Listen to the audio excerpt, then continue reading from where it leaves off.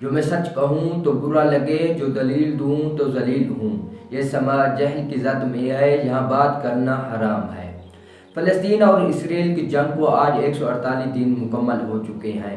فلسطینی وزارت صحت کے تازہ ترین اعداد و شمار کے مطابق غزہ میں جنگ کے آغاز سے لے کر اب تک کم از کم 87,829 افراد بشمول 3,012 بچے اور 4,008 خواتین شہید ہوئی ہیں، جبکہ زخمیوں کی تعداد 21,570 سے تجاوز کر چکی ہے، جن میں 6,638 بچے زخمی اور 3,276 خواتین شامل ہیں۔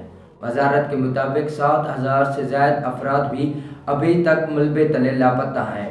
مقبوضہ مغربی کے نعرے میں فلسطینی وزارت صحت کے تازہ ترین اعداد و شمار کے مطابق 407 افراد شہید ہوئے ہیں، جن میں 108 بچے شامل ہیں اور زخمیوں کی تعداد 6,000 سے زیادہ ہو گئی ہے۔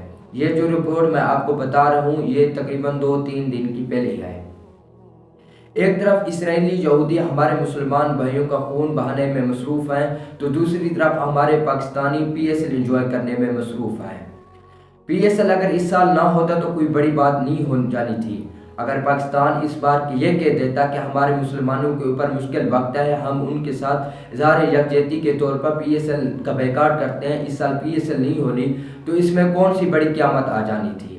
اس سے یہ فائدہ ہونا تھا کہ فلسطینی مسلمانوں کو یہ بھی پتہ چل جاتا ہے کہ ہمارے مسلمان بھائی ہمارے ساتھ ہیں، ان کا یہ حوصلہ افزائی ہو جاتی۔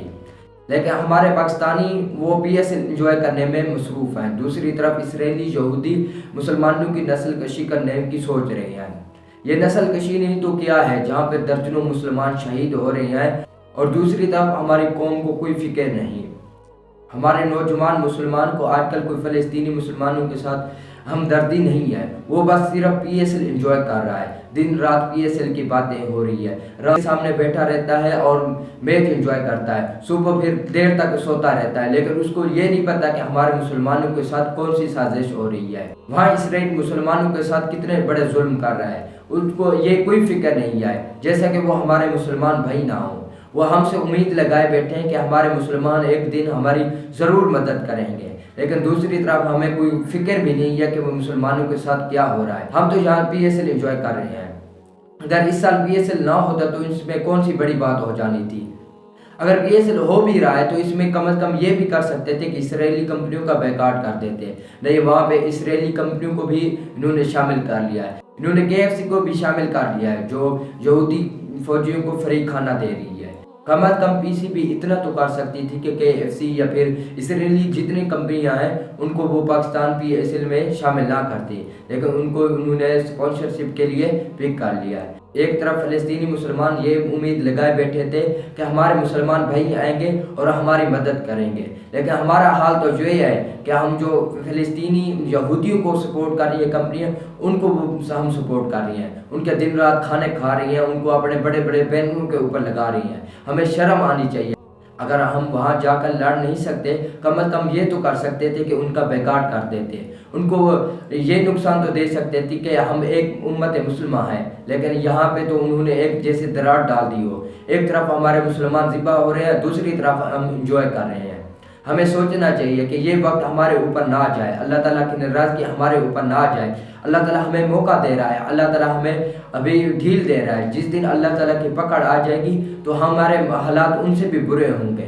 وہ اللہ تعالیٰ سے دعائیں کر رہے ہیں، اللہ تعالیٰ سے التجائیں کر رہے ہیں۔ ہمیں یہ بھی ذہن میں رکھنا چاہیے کہ اللہ تعالیٰ اگر ان کی وجہ ہمارے اوپر یہ عذاب بھیج دیتا، یہ آزمائش بھیج دیتا تو پھر ہم کہاں جاتے؟ کیا ہم یہی امید نہیں لگاتے کہ ہمارے دوسرے مسلمان بھائی ہماری مدد کو آئیں گے؟ وہ یہی امید وہ بھی لگائے بیٹھے ہیں، لیکن ہماری طرف وہ دیکھ رہے ہیں، لیکن ہم ان کے لیے کچھ بھی نہیں کر رہے ہیں۔